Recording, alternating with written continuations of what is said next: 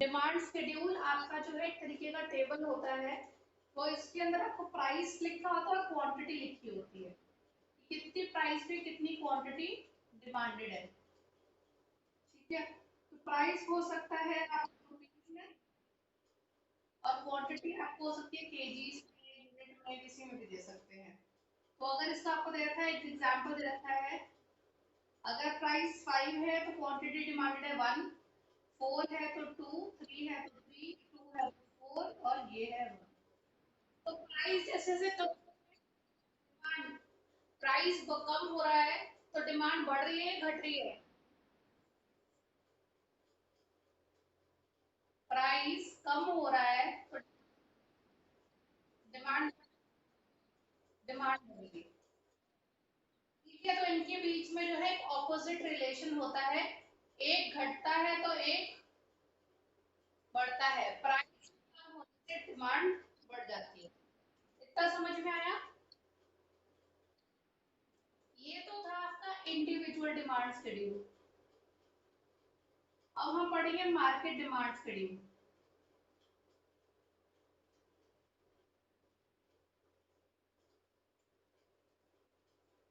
Market demand schedule के अंदर होता है, प्राइस तो यही रहता है, पर अलग अलग लोगों की डिमांड क्या हो जाती है हम उस हिसाब से देखते हैं। जैसे कि आपकी ए की, बी की और सी की,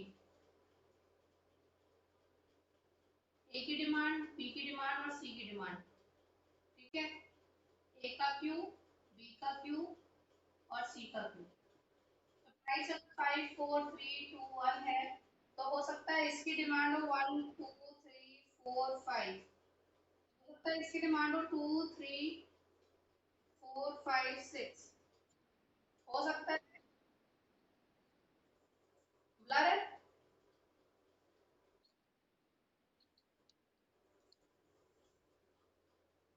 अभी? ठीक है, तो अगर आपकी जो है, ये मैंने थोड़ा सा टेढ़ा कर दिया, इसको मैं सीधा लिख देती हूँ फिर से।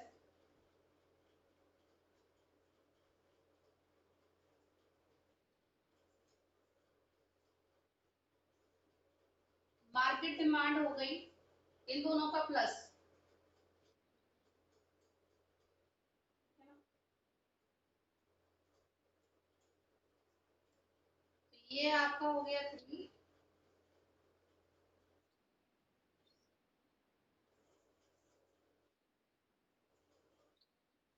ठीक है, तो अगर मुझे इसको प्लॉट करना है, अगर मुझे इसको प्लॉट करना है ग्राफिकली, जहां पे मैं प्राइस यहाँ पे लिखूं और क्वांटिटी यहाँ पे लिखूं, ठीक है, तो मेरा प्राइस है 1 2 3 4 5, 1 2 3 4 5, 1 2 3 4 5। ठीक है, तो जब प्राइस 5 है मेरी क्वांटिटी है 1। ठीक है, जब प्राइस 4 है तो मेरी क्वांटिटी है 2। जब प्राइस 3 है मेरी क्वांटिटी है 3। जब प्राइस 2 है मेरी क्वांटिटी है 4। और जब प्राइस 1 है तो मेरी क्वांटिटी है 5। तो ये आपका इस तरह से, ये आपका इस तरह से ग्राफ जा रहा है। इतना समझ में आया? उसी को इसको प्लॉट करूं। ठीक है, यहाँ पे क्वांटिटी, यहाँ पे प्राइस। ठीक है, यहाँ पे क्वांटिटी हो गई और यहाँ पे प्राइस हो गया।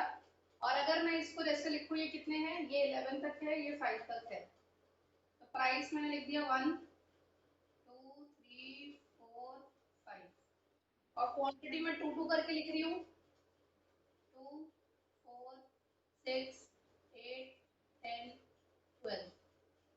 ठीक है, पहले मैं इंडिविजुअल बनाऊंगी, फिर मैं टोटल मार्केट डिमांड बनाऊंगी। तो 5 के ऊपर एक की क्वांटिटी है यहाँ पे, आधी में कहीं पड़ेगी, है ना, इसका हाफ। 4 पे 2 की है,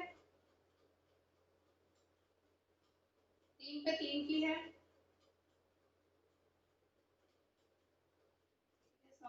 हियर, ये थोड़ा इधर होगा, ये थोड़ा और। हाँ सिंगल बना रही हूँ, पहले मैं ए वाला बना रही हूँ फिर मैं बी वाला बनाऊंगी। पे 4 की है और इस पे 5 की है, तो ये तो आपका बन गया ऐसे। ये हो गया ए का। अब मैं बी का बना रही हूँ, 5 पे 2 की, 5 पे हो गया 2, थोड़ा सा इधर,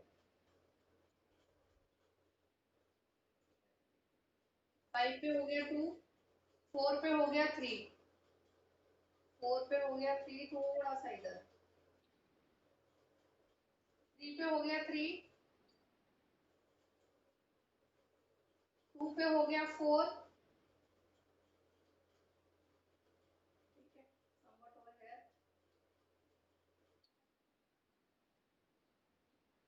2 पे हो गया 5, एक सेकेंड, 5 पे हो गया 2, 4 पे हो गया 3, हाँ 4 पे हो गया 3, 3 पे हो गया 4, थोड़ा सा और इधर,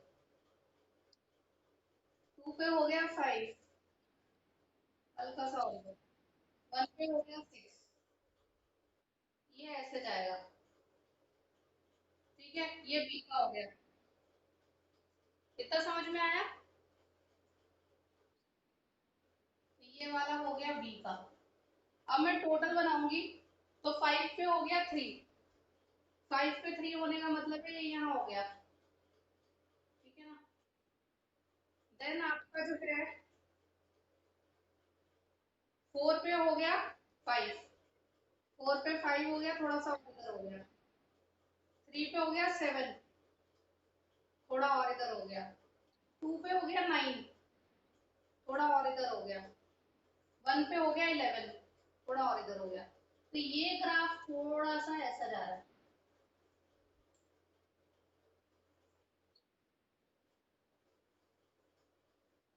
तो जो इंडिविजुअल है वो पास है कर्व के, और जो मार्केट है वो दूर है।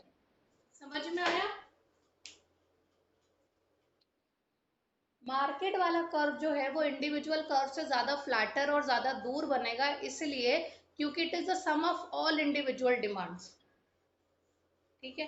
Market demand is sum of individual demand, तो सारी इंडिविजुअल डिमांड प्लस होके मार्केट डिमांड बढ़ाती हैं, इसलिए मार्केट डिमांड हमेशा थोड़ा सा दूर होता है, थोड़ा फ्लैटर होता है। ये बात समझ में आई? आपको बस ये क्वेश्चन पूछ लेंगे कि मार्केट डिमांड और इंडिविजुअल डिमांड में ज्यादा फ्लैटर कौन सा होता है, या फ्लैटर क्यों होता है, आपको डायरेक्ट क्वेश्चन आ जाएगा। ठीक है, इतना समझ में आया? ठीक है, अगला क्वेश्चन है लॉ ऑफ डिमांड, अगला टॉपिक है आपका लॉ ऑफ डिमांड।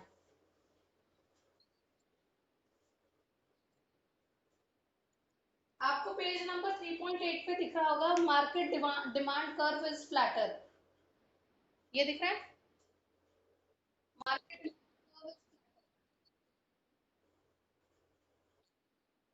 ये अंडरलाइन कर लेना, ये क्वेश्चन आ जाएगा, why market demand curve is flatter.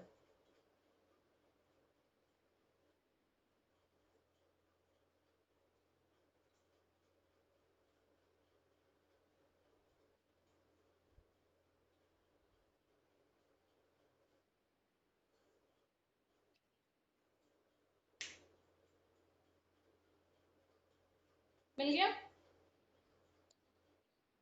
Market demand curve is flatter because price changes, proportionate changes in market demand is more than the proportionate change in individual demand.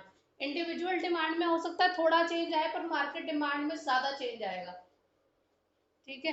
Individual जो होता है वो individual का सम बन के market demand बनता है। अगला टॉपिक है law of demand. Law of demand जो है, वो प्राइस और क्वांटिटी के रिलेशन को बताता है, कि जब जब प्राइस नीचे जाएगा क्वांटिटी ऊपर आएगी, ठीक है। तो ये कहता है कि there is a opposite relationship between price and quantity, तो हाँ, लॉ ऑफ डिमांड का यही तो पढ़ रही हूँ।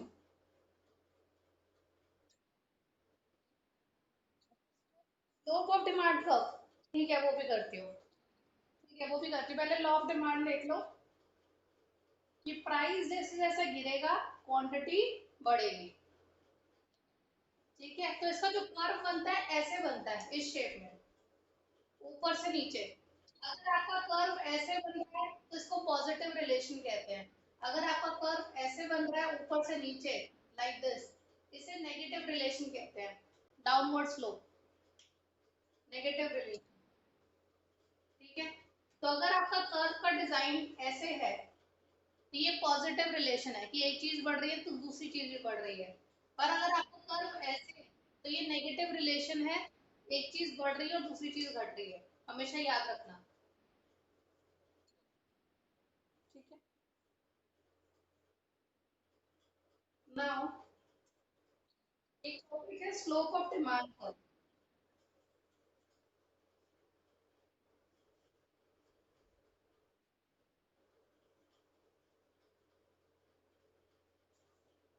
इसको रीड करो अक्षत, इसको रीड करो।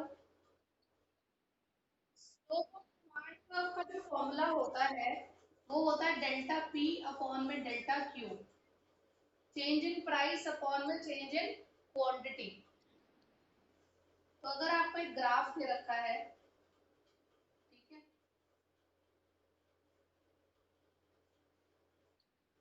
यहाँ प्राइस दे रखा है, यहाँ क्वांटिटी दे रखी है, यहाँ वाई दे रखा है। ठीक है, प्राइस पहले मैं मार्क कर देती हूँ, 2 4 6 8 10। ठीक है, और क्वांटिटी दे रखी है 1 2 3 4 5।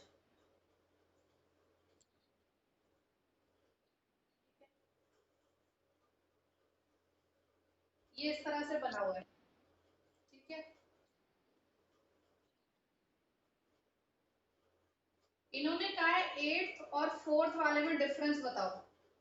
ठीक है, एट्थ और फोर्थ वाले में डिफरेंस बताओ कि जब आपका जब आपकी प्राइस जो है 8 से 4 हो जाती है तो आपकी क्वांटिटी 2 से 4 हो जाती है। ठीक है, जब आपका प्राइस 8 से 4 हो जाता है तो आपकी क्वांटिटी 2 से 4 हो जाती है, तो बताओ इसका स्लोप क्या बनेगा। तो डेल्टा पी क्या हो गया यहाँ पे,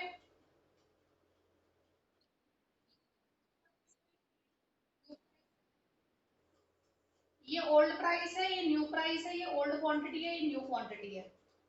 तो डेल्टा पी हो गया आपका 4, और डेल्टा -2, और फॉर्मूला हो गया 4 अपॉन में -2 इज इक्वल्स टू -2। तो आपका स्लोप क्या आ गया, -2। ये समझ में आया।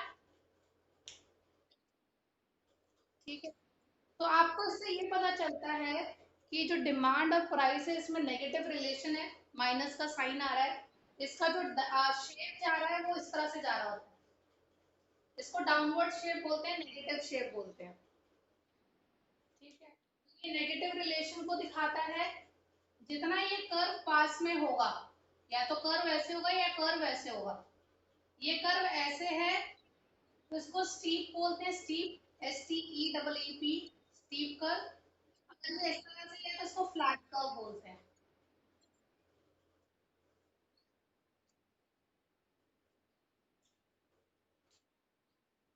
हाँ, अगर ये पास पास है तो इसको स्टीप कर्व बोलेंगे, ये दूर दूर है तो इसको फ्लैट कर्व बोलेंगे। ठीक है, कर्व का मतलब है कि प्राइस और क्वांटिटी में ज्यादा चेंजेस नहीं आ रहे, मतलब कि प्राइस के चेंज होने से क्वांटिटी में ज्यादा चेंज नहीं आ रहा। पर अगर कर्व फ्लैटर है तो इसका मतलब है प्राइस में चेंज आने में क्वांटिटी में बहुत ज्यादा फर्क आ रहा है। ठीक है दोनों नेगेटिव।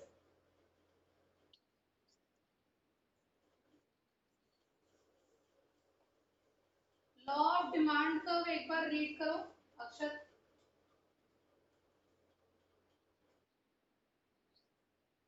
आपने जो लाइन पढ़ी वो कहता है कि ये प्राइस और क्वांटिटी के बीच का रिलेशनशिप बनाता है कीपिंग अदर फैक्टर्स कांस्टेंट। बाकी सब फैक्टर्स को कांस्टेंट कर दो, सिर्फ प्राइस और क्वांटिटी का रिलेशनशिप पढ़ो। ये भूल जाओ कि कोरोना चल रहा है, ये भूल जाओ कि किसको कोई त्योहार चल रहा है, कोई किस चीज़ की जरूरत है, ये सब चीज़ों को कांस्टेंट कर दो। क्योंकि अगर हम सारी चीज़ें पढ़ने लगेंगे तो बहुत सारे रिलेशनशिप बन जाएंगे, बहुत कंफ्यूजन हो जाएगी। तो कंफ्यूजन दूर करने के लिए हमने कुछ चीज़ों को कांस्टेंट मान लिया है, उसमें कोई बदलाव नहीं है। हम सिर्फ प्राइस और क्वांटिटी के रिलेशन की बात करेंगे। ठीक है। तो आपका अगला टॉपिक जो आता है वो यही है कि why other factors are kept constant. इसको पढ़ो। तो हमने बाकी चीजों को इसलिए कांस्टेंट रखा है क्योंकि अगर हम हर चीज को कांस्टेंट नहीं रखेंगे, हर चीज को एक साथ चला देंगे तो बड़ी कंफ्यूजन हो जाएगी। हम ढंग से समझ नहीं पाएंगे क्योंकि बहुत सारे इफेक्ट्स क्रिएट हो जाएंगे। तो इसलिए हम लॉ ऑफ डिमांड में प्राइस और क्वांटिटी का रिलेशनशिप पढ़ने के लिए बाकी सारे वो जो फैक्टर्स हैं उनको कांस्टेंट अज्यूम कर लेते हैं। अब हम पढ़ेंगे क्या क्या अजम्पशंस हैं। सबसे पहली अजम्पशन है आपकी, prices of substitute good do not change. तो price of related good do not change, उनमें कोई फर्क नहीं आ रहा है। प्राइस ऑफ कॉम्प्लीमेंट्री गुड, हाँ हाँ, जिसकी जगह आप दूसरा करो। सब्स्टिट्यूट गुड के प्राइस नहीं बढ़ेंगे, कॉम्प्लीमेंट्री गुड के प्राइस जो एक साथ में यूज होते हैं उनके प्राइस भी नहीं बढ़ेंगे। ठीक है। इनकम जो है वो सेम रहेगी, इनकम में कोई फर्क नहीं है। एक्सपेक्टेशन फ्यूचर की कोई नहीं है कि फ्यूचर में एक्सपेक्टेशन प्राइस चेंज हो सकता है, ऐसा कुछ नहीं है। और टेस्ट एंड प्रेफरेंसेस में भी कोई चेंज नहीं है। तो ये हम अज्यूम करके चलते हैं कि price of substitute good, price of आपका complementary good, income of the consumer, future expectation of price rise और टेस्ट एंड प्रेफरेंस, इसके अंदर कोई चेंज नहीं है, ये सब कुछ कांस्टेंट है। इतना समझ में आया? ठीक है, नेक्स्ट टॉपिक होगा important facts about law of demand.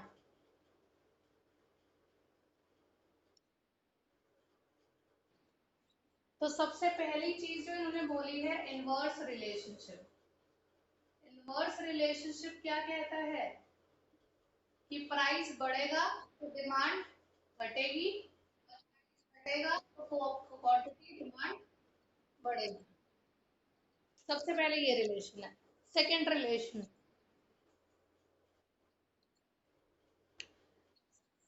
Number number qualitative होता है, ये क्वांटिटेटिव नहीं होता। ये जो लॉ है ये क्वालिटी बता रहा है। क्या क्वालिटी बता रहा है कि एक के बढ़ने से एक घट रहा है। पर क्या ये बता रहा है कि कितने परसेंट से घट रहा है? क्या ये लॉ ये कहता है 10% से घटेगा, 20% से घटेगा, 40% से घटेगा? नहीं। ये सिर्फ क्वालिटी बताता है कि एक ऊपर होएगा तो एक नीचे होएगा, सीसॉ की तरह। ठीक है। तो ये क्वालिटी बताता है, क्वांटिटी नहीं बताता कि कितने परसेंट से होगा, कितने नंबर से होगा। ठीक है। तो ये सिर्फ शेप की बात कर रहा है, नंबर्स की बात नहीं कर रहा। तो it is a qualitative aspect not a quantitative aspect. Paper में ये आ जाएगा, बहुत इंपॉर्टेंट है। तीसरा रिलेशन, तीसरा जो इसका अजम्पशन है, तीसरा फैक्ट है कि ये कोई प्रोपोर्शन नहीं बता रहा, परसेंटेज नहीं बता रहा। अगेन कि 10% से अगर प्राइस बढ़ जाए तो क्वांटिटी कितने परसेंट से गिरनी चाहिए, उसके बारे में उसने कुछ नहीं बात करी। उसने सिर्फ ये बोला है कि प्राइस बढ़ेगा तो क्वांटिटी गिरेगी। कितने परसेंट प्राइस से कितने परसेंट क्वांटिटी पे फर्क आएगा इसके बारे में कुछ नहीं बोला। ठीक है। तो वही क्वांटिटी की कोई बात नहीं हो रही है। और प्रपोर्शन की भी बात नहीं हो रही है कि 10% से अगर वो गिर रहा है तो 10% से ही वो बढ़ेगा, नहीं। कितने भी परसेंट से गिर सकता है और कितने ही परसेंट से बढ़ सकता है। ठीक है। फोर्थ, सबसे खास बात है ये वन साइडेड है। मैं बार बार तुम्हें यही बोल रही हूँ कि प्राइस बढ़ेगा तो क्वांटिटी गिरेगी, प्राइस गिरेगा तो क्वांटिटी बढ़ेगी।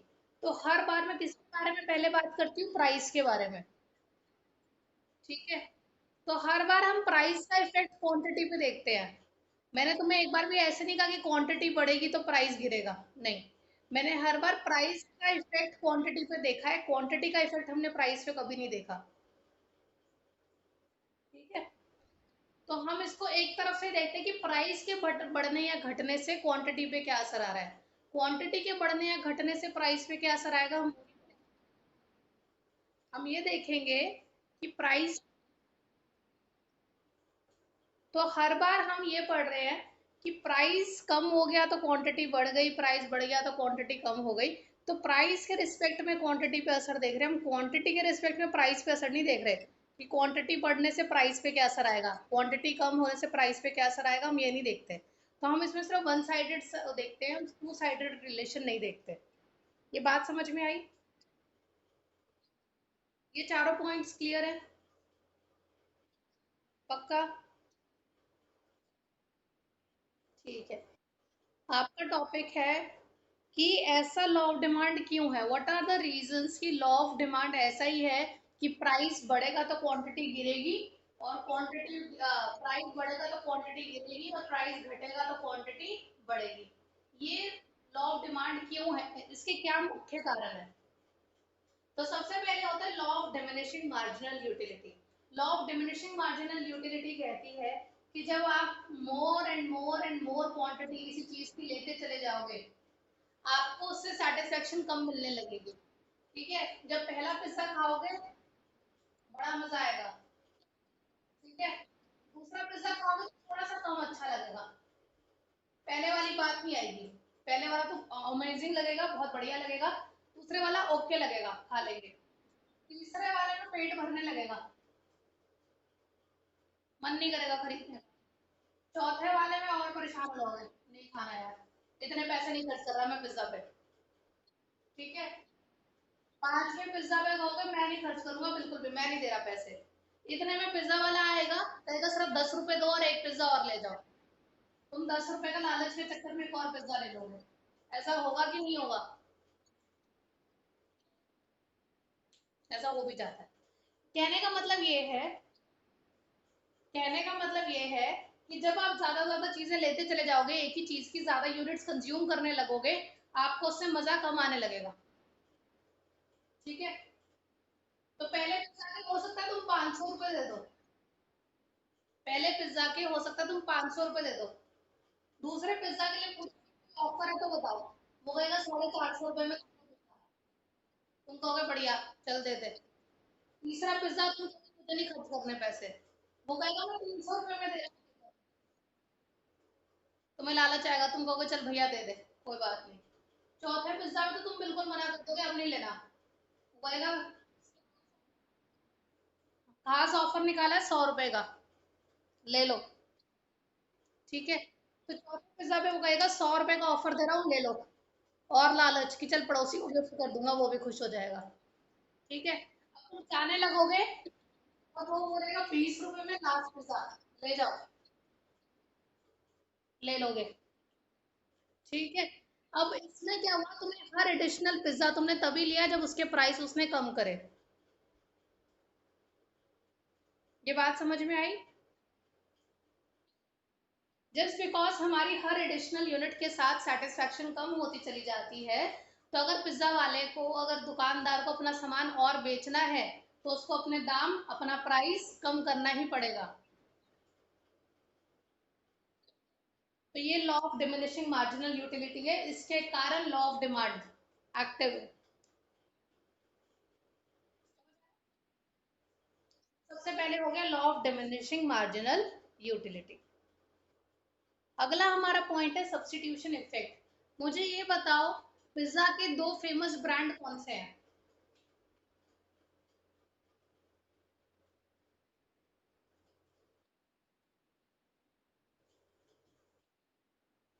ठीक है, पिज्जा हट या डोमिनोज।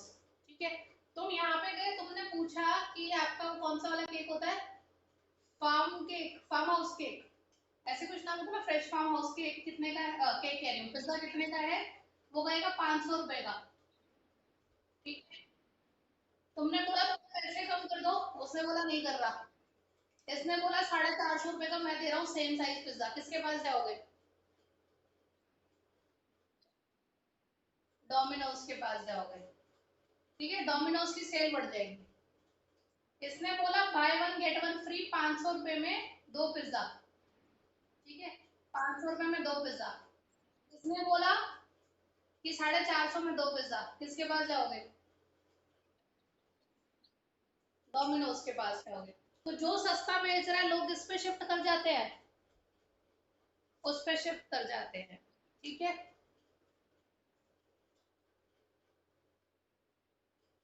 ये लेट्स सपोज पेप्सी है, ये कोक है। ठीक है, ये 20 रुपए की बॉटल है, ये 25 रुपए की बॉटल है, सेम साइज। कौन सी बॉटल लोगे? 20 रुपीज वाली। तो जब आपकी चीज के सब्सटीट्यूट्स होते हैं, ठीक है, जब इंसान जो है उसके पास बड़ी सारी ऑप्शन होती है कि मैं ये भी ले सकता हूँ या फिर मैं वो ले सकता हूँ, सेम चीज के बड़े सारे सब्सटीट्यूट हैं उसके पास, तो वही चीज बिकेगी जो चीज क्या होगी, सस्ती होगी। तो अगर आपको अपनी क्वांटिटी बढ़ानी है, आपको अपनी सेल्स बढ़ानी है, तो आपको प्राइस क्या करना पड़ेगा, घटाना पड़ेगा। इसकी वजह से लॉ ऑफ डिमांड काम करता है। समझ में आया? सब्स्टिट्यूशन। तीसरा पढ़ो।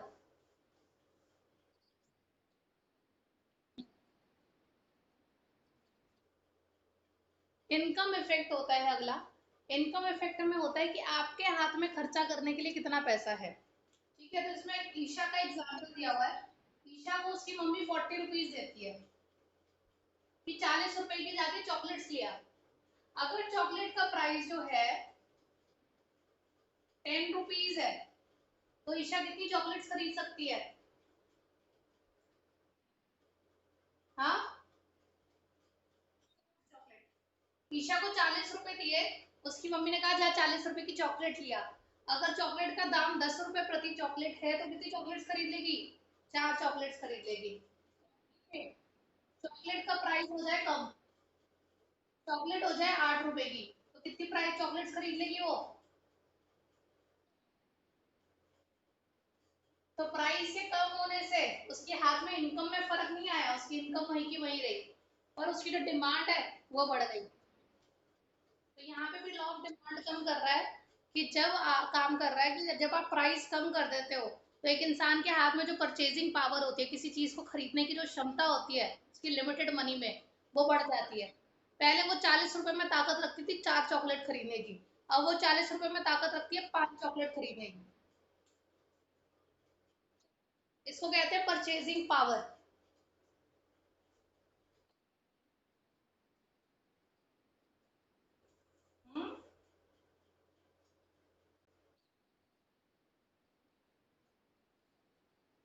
इसको इनकम इफेक्ट इसलिए रखा है कि इसमें रियल इनकम की बात कर रहे हैं। रियल इनकम की बात ये होती है, रियल इनकम का जो कॉन्सेप्ट होता है कि आपके हाथ में जो जो जितना भी पैसा है, चाहे वो 100 रुपए हो चाहे वो 200 रुपए हो, उससे आप कितना क्या क्या खरीद सकते हो, उसकी परचेजिंग पावर क्या है, उस 100 रुपए में कितनी शक्ति है किसी चीज को खरीदने की। ठीक है, तो इसका नाम इनकम इफेक्ट्स और रियल इनकम के कॉन्सेप्ट से दिया हुआ है, just to add on the point कि आपके हाथ में जो पैसा है उसकी ताकत बताने के लिए, कि अगर किसी चीज के दाम कम हो जाते हैं उस पैसे की ताकत बढ़ जाती है, अगर किसी चीज के दाम बढ़ जाते हैं तो उस पैसे की ताकत कम हो जाती है। जैसे कि शनि बाजार के अंदर 200 रुपए लेके निकलोगे तो सामान लेकर आ जाओगे, पर जारा के मॉल में 200 रुपए लेके जाओगे, कुछ ला पाओगे? क्या उस 200 रुपए में कोई फर्क आया? वो 200 का नोट तो 200 का ही रहा, पर आपकी जो परचेजिंग पावर थी जारा में घुसते ही खत्म हो गई और शनि बाजार में घुसते ही बढ़ गई। समझ में आया? जारा पे एडिशनल कस्टमर, हमारा नेक्स्ट पॉइंट है। जारा पे अक्षत ने एक जैकेट देखी 10,000 रुपए की। ठीक है, जब वो 10,000 रुपए की जैकेट थी, उसको टोटल में 5 लोग खरीद रहे थे। ठीक है, जब 10,000 की जैकेट थी उसको सिर्फ 5 लोग खरीद रहे थे मॉल में आके। एक दिन की सेल लगी तो जैकेट 2,000 रुपए की हो गई। एक दिन की सेल लगी तो 2,000 रुपए की हो गई। ठीक है, तो क्या हुआ, ये जो 5 लोग थे, इन्होंने जो है दो दो जैकेटें खरीद ली। पहले वो एक जैकेट खरीद रहे थे, अब उन्होंने अपने पापा के लिए भी जैकेट खरीद ली। ठीक है, प्लस पहले जो लोग इसको नहीं खरीद पा रहे थे वो लोग भी खरीदने के लिए आ गए। सपोज 20 लोग और आ गए खरीदने के लिए, तो 5 लोगों ने तो 2 जैकेट खरीदी, तो 10 जैकेटें तो ये हो गई। 20 लोग और आ गए जैकेट को खरीदने के लिए, तो टोटल कितनी जैकेट्स बिक गई? ठीक है, जो पुराने 5 लोग थे, 2-2 जैकेट खरीद ली, और नए 20 लोग भी आ गए, क्योंकि पहले तो वो खरीद नहीं पा रहे थे 10,000 के रेट पे, पर 2,000 के रेट में उनकी भी खरीदने की एबिलिटी हो गई। तो सब जो है उन्होंने डिमांड बढ़ा दी इसकी। तो पहले जहाँ पे जारा की 5 जैकेटें बिक रही थी, अब वहीं पे जारा की 30 जैकेटें बिक रही है। समझ में आया? तो जब आप किसी चीज के दाम कम करते हो, तो नए कस्टमर तो आ ही जाते हैं। जो आपके ये थे, ये आपके एडिशनल कस्टमर है। ठीक है, आपके नए कस्टमर भी आ जाते हैं, और जो पुराने कस्टमर थे वो ज्यादा ज्यादा खरीदने लगते हैं, तो उससे डिमांड बढ़ जाती है। एडिशनल कस्टमर समझ में आया? नेक्स्ट आपका होता है डिफरेंट यूजेस। एक चीज जिसके बहुत सारे यूजेस हैं, जब वो महंगी होती है तो लोग उसको बड़े इंपॉर्टेंट काम के लिए यूज करते हैं। अगेन इसके अंदर भी हम